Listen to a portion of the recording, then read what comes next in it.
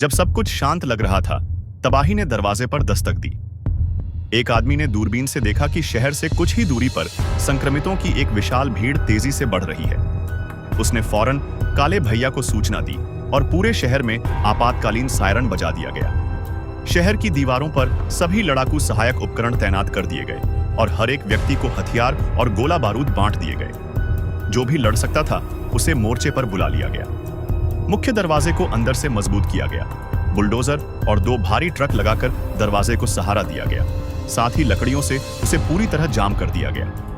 इतने में संक्रमितों की विशाल भीड़ शहर की दीवारों तक पहुंच गई, जैसे कोई समुंदर की लहर टूट पड़ी हो। हजारों संक्रमित दीवार से टकराए और इतने जोर से कि भारी ट्रक तक हिलने लगे। दीवार से तेल से भरे ड्रम नीचे गिराए जाने लगे। जैसे ही ये ड्रम नीचे फटे, पूरे इलाके में तेल फैलने लगा।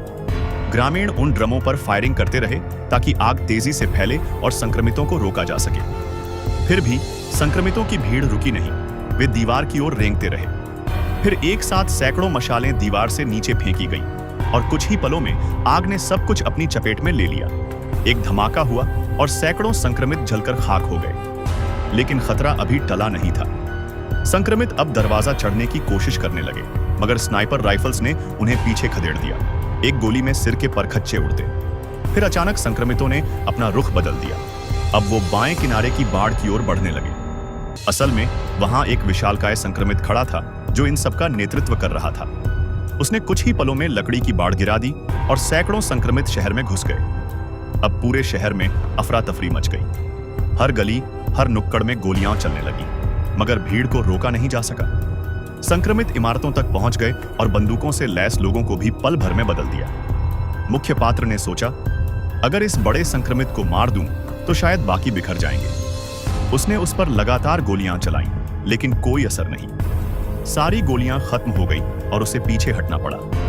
तभी वो उस विशाल संक्रमित के सामने आ गया जो लोहे जैसा मजबूत था।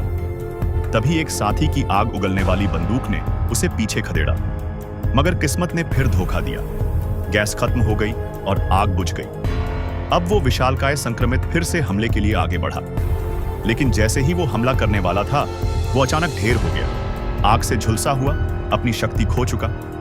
उसकी मौत के साथ ही संक्रमितों में अफरा तफरी मच गई। तभी काली बहन ने भारी स्टील का दरवाजा खोला और दहाड़ते हुए शिकारी कुत्तों का एक झुंड छोड़ दिया, जिन्होंने संक्रमितों को टुकड़ों में बांट दिया। मुख्य पात्र, जो लगभग हार मान चुका था, अब एक बार फिर खड़ा हो गया, क्योंकि ये शिकारी कुत्ते ही असली हीरो निकले।